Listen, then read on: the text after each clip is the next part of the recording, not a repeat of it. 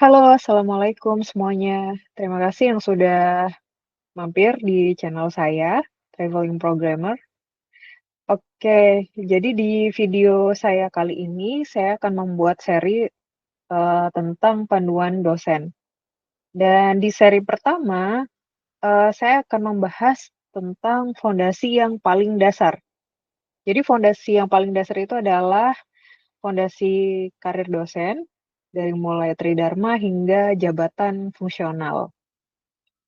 Mungkin ini berbekal dari pengalaman saya sendiri yang belum lama untuk meniti karir menjadi dosen, atau mungkin dari teman-teman juga yang sudah beberapa tahun menjadi dosen, tapi masih bingung dengan berbagai istilah seperti tridharma, BKD, Japfung. Oke, tenang-tenang. Saya juga mengalami seperti itu ya. Apa itu semua? Terus apa kaitannya dengan karir dosen? Nah, di sini saya akan coba kupas tuntas semuanya dengan bahasa yang santai dan semoga mudah dipahami oleh teman-teman semua. So, pastikan tonton sampai habis ya. Oke, kita mulai dari yang pertama, yaitu Tridharma Perguruan Tinggi. Nah, Tridharma ini bisa kita sebut juga sebagai DNA-nya seorang dosen ya. Jadi tridharma ini 3 pilar. Apa saja 3 pilar itu? Nah, di sini ada pendidikan dan pengajaran, terus yang kedua penelitian dan pengembangan, dan yang ketiga itu adalah PKM atau pengabdian kepada masyarakat. Ya, jadi mungkin ya kita sudah tidak asing lagi ya kalau sebagai tenaga pendidik itu tugasnya ya kita mengajar para siswa, mahasiswa di kelas. Terus kita juga membimbing mereka, terus aktivitas yang lain misalnya kita menyusun kurikulum ya, kurikulum pembelajaran. Nah, itu hanya terkait dengan satu pilar saja.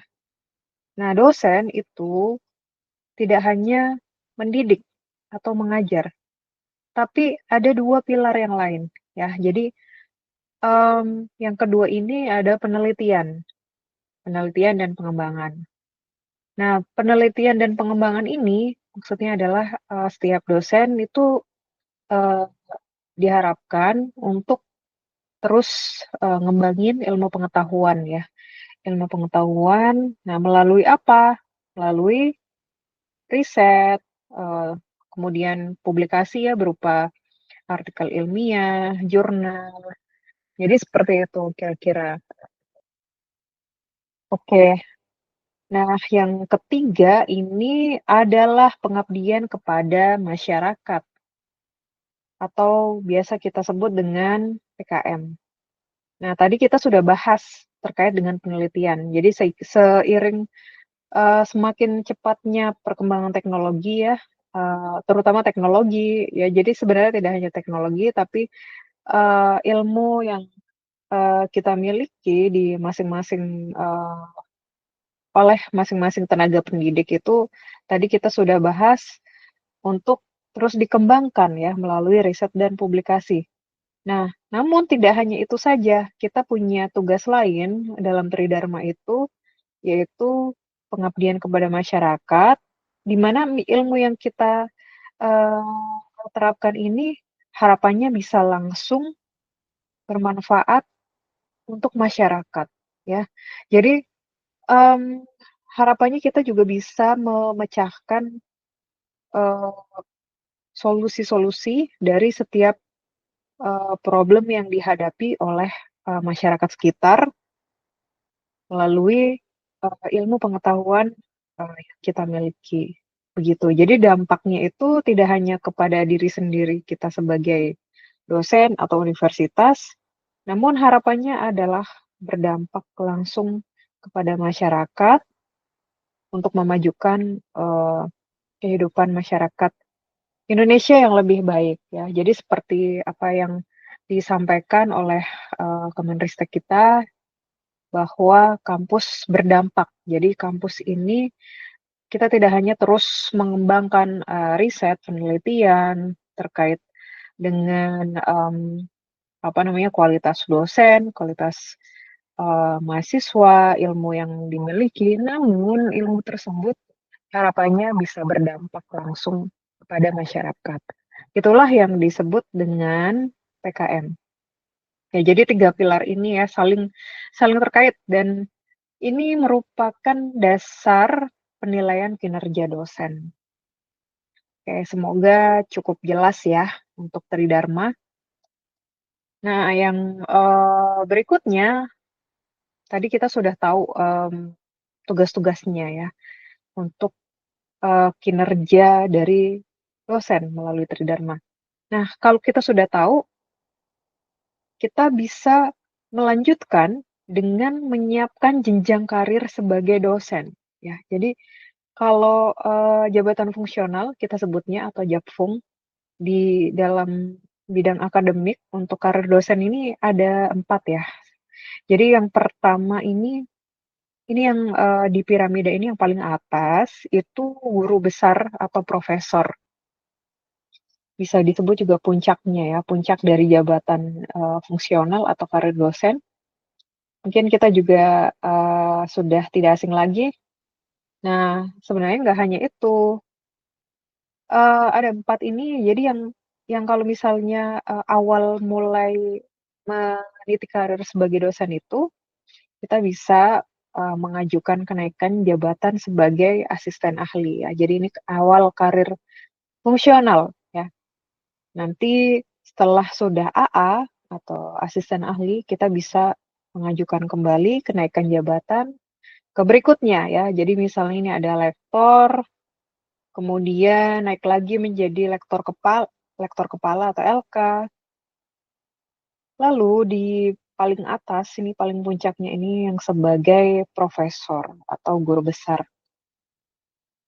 Nah, untuk, eee, supaya kita bisa mengajukan, kenaikan jabatan ini, itu tidak mudah ya, karena ada syarat utamanya yaitu angka kredit.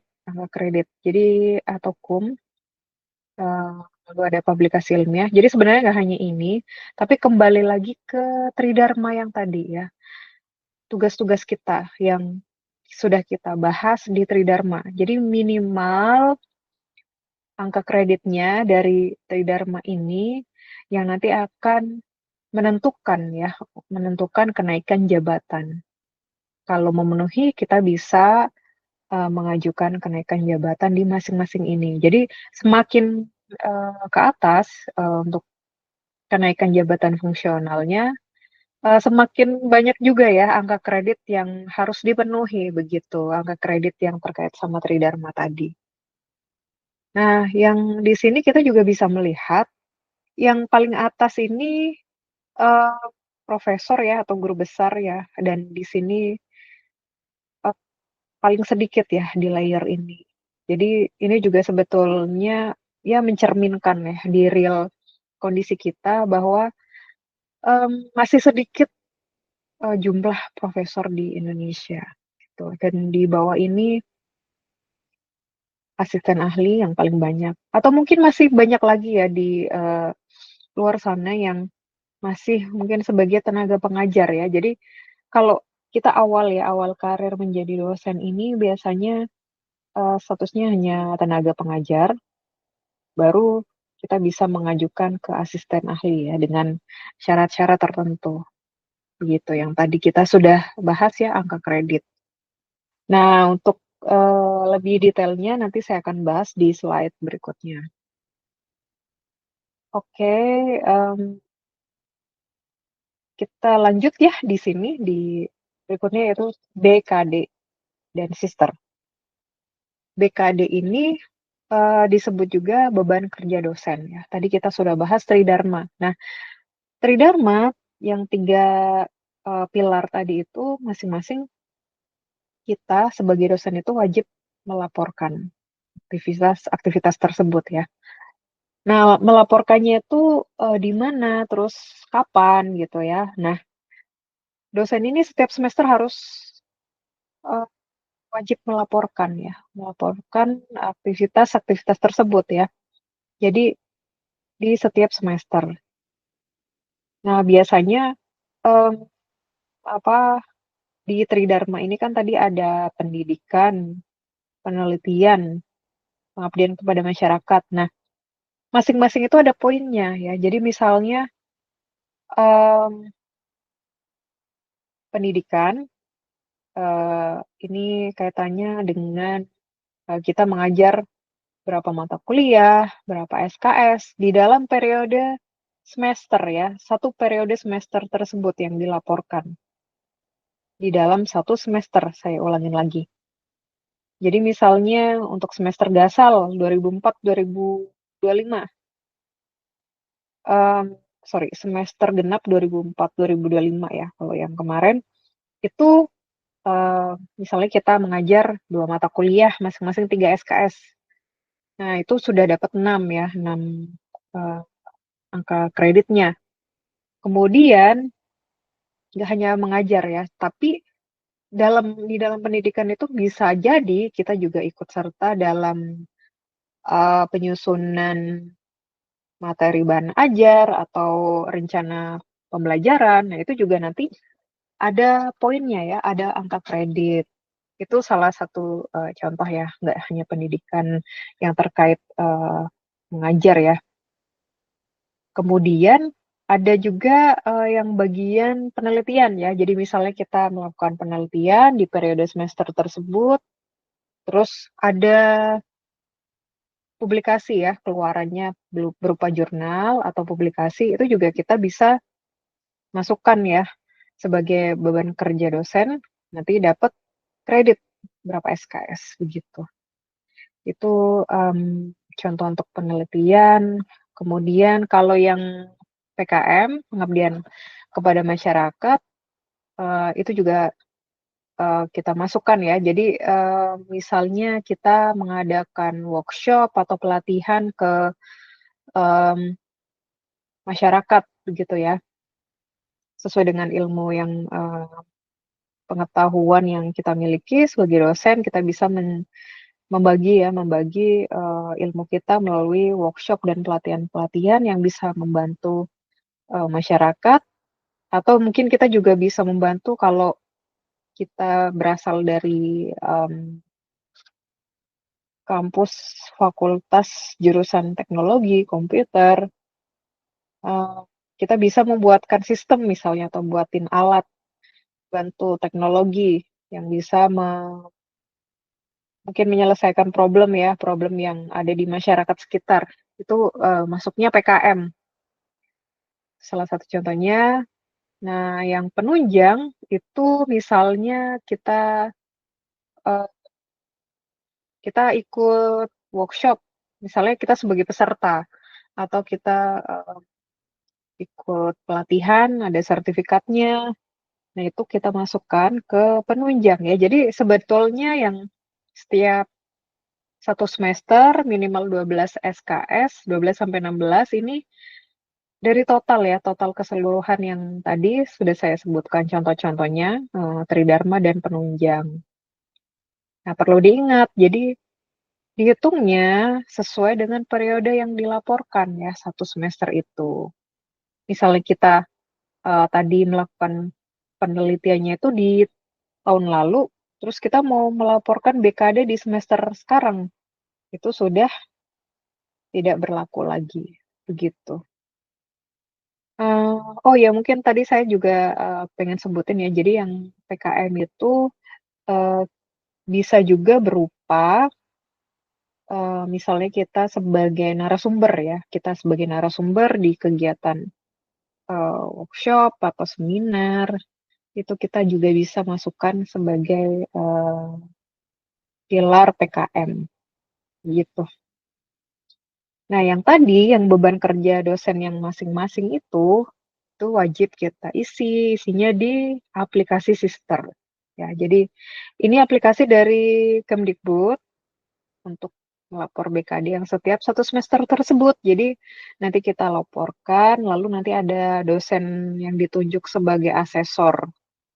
Nanti kalau sudah, akan ada pengecekan juga ya, jadi memenuhi atau, tidak memenuhi, masing-masing harus ada juga bukti pendukungnya. Jadi misalnya kayak tadi kita, untuk pendidikan dan pengajaran ya, jadi misalnya ada SK penugasannya gitu ya dari fakultas atau ada sertifikat-sertifikat penunjang. Jadi masing-masing, yang tadi, tugas-tugas yang kita sebutkan di Tridharma dan penunjang itu harus ada, bukti-bukti pendukungnya ya, dokumen-dokumen, pendukung. Oke, jadi tadi kita sudah bahas di input-nya di, aplikasi Sister, nggak hanya laporan, BKD, namun Sister juga bisa kita, gunakan untuk mengajukan, jabatan fungsional ya. Terus Sister juga mencatat, rekam jejak karir dosen ya, profil dosen ada di sana, gitu. Mmm, mudah-mudahan jelas ya. Jadi sebetulnya BKD ini, tujuannya supaya setiap dosen itu selalu produktif ya, supaya terus produktif, nggak hanya mengajar saja, tapi melaksanakan kegiatan Tridharma dan, sebaiknya ya setiap semester itu kita punya BKD yang statusnya memenuhi ya, memenuhi yang dimaksud adalah mencapai, SKS minimum SKS yang diminta ya, yang diperlukan 12 sampai 16 SKS ini yang per semester, begitu kira-kira. Oke, kita lanjut di berikutnya. Nah ini, bagian yang penting juga ya, sertifikasi dosen. Nah, ini saya ada, link ya untuk details. Kita bisa, lihat ya di sini apa itu sertifikasi dosen ya. Jadi ini dari websitenya Kemdikbud, ini Serdos ini, sertifikasi dosen adalah proses pemberian sertifikat pendidik untuk dosen. Tujuannya salah satunya ini menilai profesionalisme dosen guna menentukan kelayakan dosen dalam melaksanakan tugas ya. Jadi kita mengajar itu juga ada ilmunya gitu, nggak hanya mengajar, tapi bagaimana nanti kita, eee, bisa menyampaikan ke mahasiswa dengan baik begitu ya. Jadi ini, eee, penilaiannya di sini, di sertifikasi dosen kelayakannya. Ada banyak ya di sini tujuannya, nanti teman-teman bisa baca tujuannya untuk apa, eee, lalu ada syarat-syaratnya ya. Jadi syarat-syaratnya itu tadi kita sudah bahas ya. Jadi sebetulnya, yang tadi kita bahas BKD ini penting ya supaya kita bisa dapat sertifikasi dosen. Jadi minimal kalau BKD 2 tahun secara berturut-turut ya. Jadi 2 tahun ini juga harus memenuhi sesuai dengan, tadi ya total, SKS-nya yang per semester itu yang harus dipenuhi. Kalau kurang berarti tidak memenuhi ya, jadi nggak bisa mendapatkan atau mengajukan Sardos. Kemudian, ada juga minimal itu asisten ahli. Nah ini ya. Jadi kalau kita masih tenaga pengajar, belum AA, itu juga nggak bisa ya. Belum memenuhi syarat untuk sertifikasi dosen. Oke, jadi, eee, yang poin yang lain ini juga penting nih yang pelatihan pekerti. Jadi nanti kita bahas ya lebih detailnya pekerti. Eee, jadi nanti ada sertifikat pekerti, program peningkatan keterampilan dasar, teknik instruksional, ini juga diperlukan ya kalau kita, mau dapat sertifikasi dosen, begitu. Oke oke kita, kembali lagi jadi, tadi kita sudah sudah bahas ya, minimal AA, minimal 2 tahun, BKD secara berturut-turut itu statusnya memenuhi, begitu. Oh ya, dan biasanya juga, mmm, ada jadi di Sister itu kita tadi bisa menginput juga ya terkait sertifikasi dosen, apa saja yang harus, diisi, dipenuhi. Jadi nggak hanya misalnya tadi kita penilaian, sorry, pelatihan ya, pelatihan terkait pekerti, tapi nanti ada juga nih penilaian yang dilakukan oleh peer kita ya. Jadi oleh, dosen lain ya yang, pernah berkolaborasi dengan kita, bekerja sama dengan kita. Jadi ada kayak peer review, pendapat mereka, penilaian dari mahasiswa juga, terus, ada juga kita diminta buat portfolio misalnya, gimana, mmm, video untuk pada saat kita mengajar gitu ya, itu juga harus dicantumkan, micro teaching begitu. Ya kira-kira seperti itu. Oke, dan kalau kita sudah dapat sertifikasi dosen itu ada, keuntungan yang lain ya, selain kita juga, selain ini juga penting ya untuk kelayakan kita, kualitas sebagai dosen, tapi juga ada tambahan ya, kita nanti akan ada, tunjangan. Jadi ada tunjangan tunjangan untuk sertifikasi dosen ya. Begitu juga yang tadi yang kita sebut di jabatan fungsional itu juga masing-masing ada tunjangannya ya. Oke, nah setelah sertifikasi dosen ini tadi saya sebut pekerti ya. Jadi pekerti ini salah satu syarat juga, syarat kalau kita mau dapat, sertifikasi dosen ya. Jadi kalau kita belum ikut pekerti, kita nggak bisa dapat ya, dapat sertifikasi dosen ya. Nah di, pekerti ini nanti kita ada pelatihannya yang, mmm, di mana kita nanti diajarkan misalnya, gimana cara mengajar gitu, bagaimana cara kita menerapkan metode ajar, penyusunan RPS, evaluasi begitu ya, bagaimana cara mengajar yang efektif. Nah, ini bisa dibilang kayak, surat izin mengajar gitu, surat izin mengajar bagi dosen. Nah, kalau yang tadi, sertifikasi dosen itu pengakuan kan, pengakuan formal untuk profesionalisme dosen. Nah, di pekerti ini pelatihannya ya, jadi pelatihannya syarat untuk, dapat sertifikasi dosen.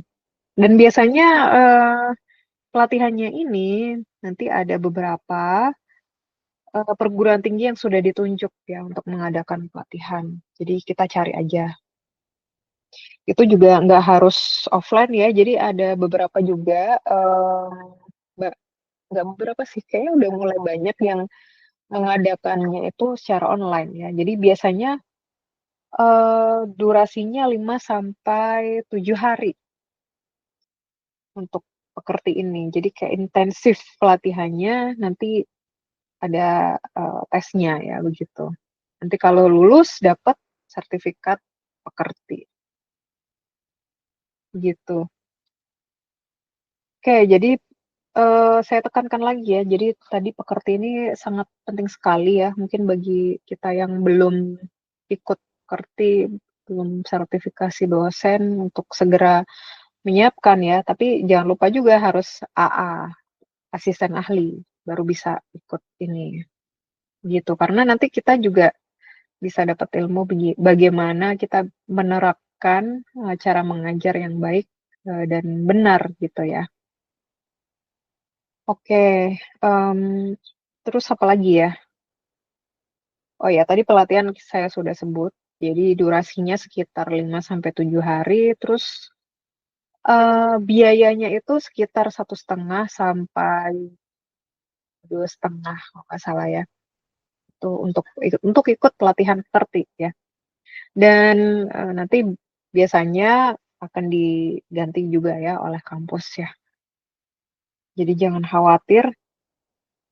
Oke, mudah-mudahan sudah cukup bisa dipahami ya antara sertifikasi dosen dan pekerti. Nah, ini slide terakhir saya. Jadi kalau kita sebagai dosen yang baru meniti karir, sebagai dosen yang masih baru, pertama kita perlu pahami ya Tridharma, karena ini merupakan pondasi dasar dari tugas-tugas kita sebagai dosen. Kalau kita sudah paham, jangan lupa di-update sisternya yang setiap semester tersebut sesuai dengan tugas-tugas kita yang Tridharma tadi. Terus yang ketiga, ini Japfung ya, Japfung jabatan fungsional. Jadi baiknya kita mulai rencanakan ya. Kalau saya misalnya dari tenaga pengajar, saya mau naik ke asisten ahli, apa saja yang disiapkan ya. Misalnya tadi BKD-nya minimal eh, berapa semester harus memenuhi, kemudian eh, ini ya tugas-tugas yang ada di Tridharma ini saling berkaitan. Nanti kita bisa lanjut terus ya dari asisten ahli bisa naik ke lektor sampai guru besar atau profesor karena masih sedikit ya guru besar atau profesor di Indonesia. Eh, dan itu juga nanti akan menentukan penilaian juga ya di sebuah universitas. Eh, Masih belum banyak juga universitas yang banyak profesornya ya. Rata-rata masih sedikit jumlah profesornya. Itu sebabnya sekarang itu setiap kampus itu sangat amat mendorong dosennya untuk terus rajin-rajin mengisi BKD supaya bisa mengajukan kenaikan jabatan fungsional. Nah, ini yang terakhir yang siapkan pekerti dan serdos, mungkin saya tambahkan lagi ya. Jadi tadi kita sudah bahas, ini penting sekali untuk pembelajaran ya, kita sebagai dosen, sebagai tenaga pengajar itu bagaimana cara menyampaikan, cara mengajar siswa kita dengan baik dan benar begitu. Dengan mengikuti pelatihan-pelatihan ini dan nanti kita juga bisa ikut untuk mendapatkan sertifikasi dosen ya untuk sebagai pengakuan profesionalitas kita sebagai dosen.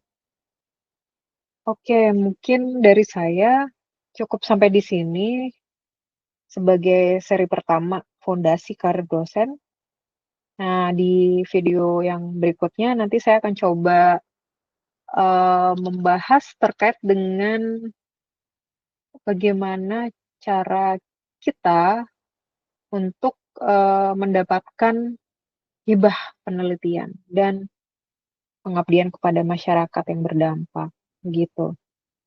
Oke, terima kasih semuanya yang sudah menyimak. Semoga video ini bermanfaat dan mohon maaf jika ada perkataan saya yang mungkin kurang atau ada yang keliru, mohon dimaafkan. Terima kasih. Jangan lupa like dan subscribe. Wassalamualaikum warahmatullahi wabarakatuh.